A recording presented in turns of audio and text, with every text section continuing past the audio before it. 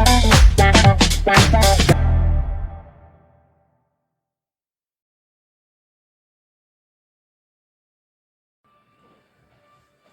students, the fundamental unit of life part 7 previous video में आपने cytoplasm में present first working organism endoplasmic reticulum के बारे में पढ़ा था, जो कि मेम्ब्रेन बाउंड ट्यूब्स है और जो सो मेनी मॉलिक्यूल्स का प्रोडक्शन करती है।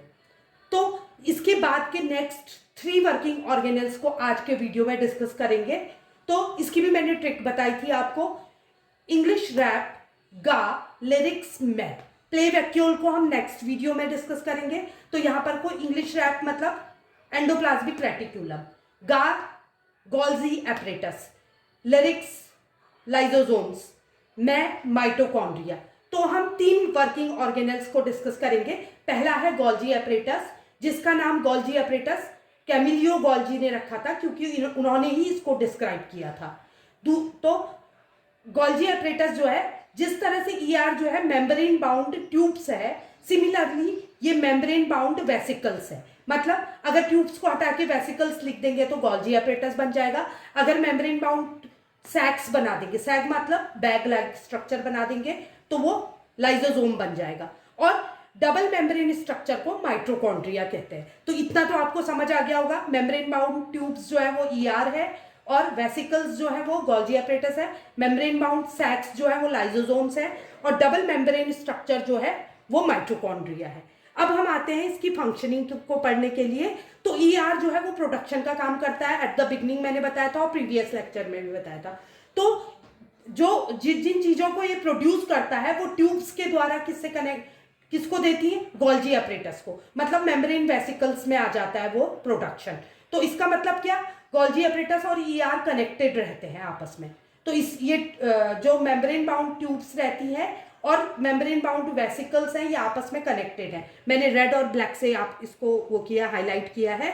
और ये क्या रहते हैं? बहुत तरीके से अरेंज रहते हैं एक के ऊपर एक, जिनको स्टैक्स कहते हैं। तो अरेंज्ड इन स्टैक्स एंड इस अरेंजमेंट को मेम्ब्रेन बाउंड वेसिकल्स का जो ये अरेंजमेंट है गोल्जी एपरेटस में, इसको हम सिस्टर्न्स कहते हैं। तो अगर आता है व्हाट आर सिस्टर्न्स, तो सिस्टर्न्स क्या है? सिस्टर्न्स जो है वो गोल्जी एपरेटस में प्रेजेंट मेम्ब्रेन बाउंड वेसिकल्स हैं जो कि स्टैक्स के फॉर्म में अरेंज रहते हैं।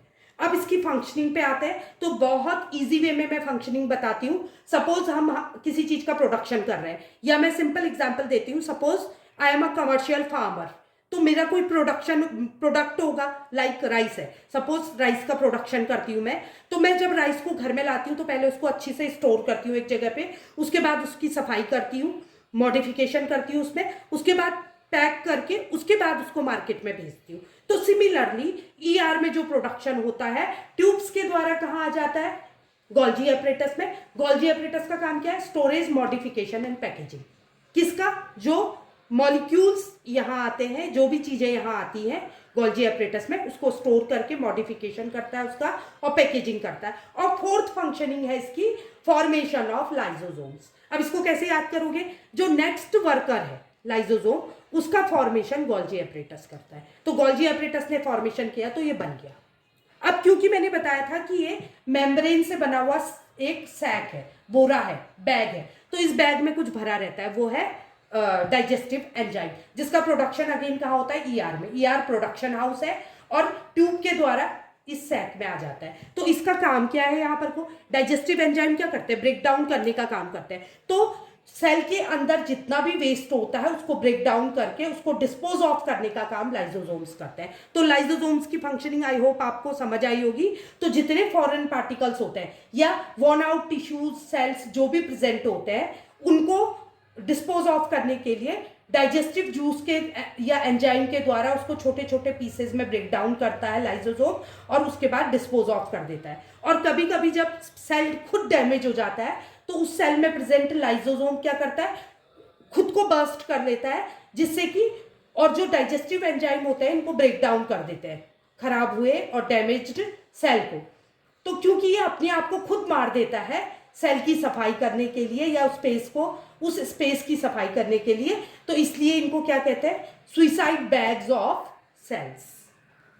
तो लाइजोसोम्स जो है वो सुइसाइड बैग्स ऑफ सेल है। और जितनी भी फंक्शनिंग हो रही है ईआर में, गोल्जी एपरेटस में और लाइसोसोम में, उसके लिए उनको एनर्जी की जरूरत पड़ती है। और इस एनर्जी का फॉर्मेशन एक वर्कर करता है, सेल का एक और वर्कर जो कि साइटोप्लाज्म में प्रेजेंट है, जिसका नाम माइटोकॉन्ड्रिया है। तो माइटोकॉन्ड्रिया की जो बाहर की वो वॉल है उसमें पोर्स प्रेजेंट रहती है बाहर की मेम्ब्रेन में। तो पोर्स की फंक्शनिंग मैंने हर लेक्चर में आपको बताई है कि मटेरियल एक्सचेंज ऑफ मटेरियल करते हैं ये। और जो इनर मेम्ब्रेन है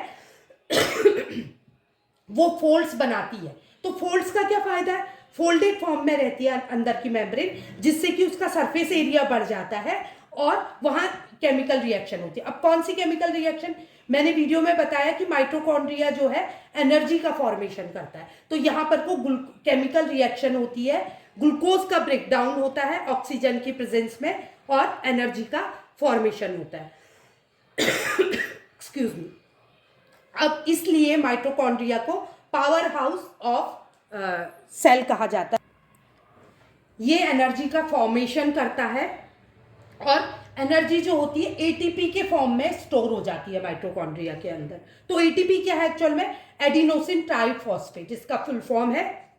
और इसको माइटोकॉन्ड्रिया में एनर्जी करेंसी के रूप में जाना जाता है एटीपी को, क्योंकि ये एनर्जी स्टोर करके रखती है। इसके अतिरिक्त माइटोकॉन्ड्रिया में कुछ और चीज प्रेजेंट होती है, उसको याद करने की ट्रिक मैं फिर से आपको एक ट्रिक देती हूँ। माइटोकॉन्ड्रिया को मैंने बोल्ड लेटर में यहाँ पर स्पेलिंग लिख दी। इसमें आप रेड अल्फाबेट्स देखिए, उनको मैंने नंबरिंग दी है 1, 2 और 3। तो डी, एन और ए।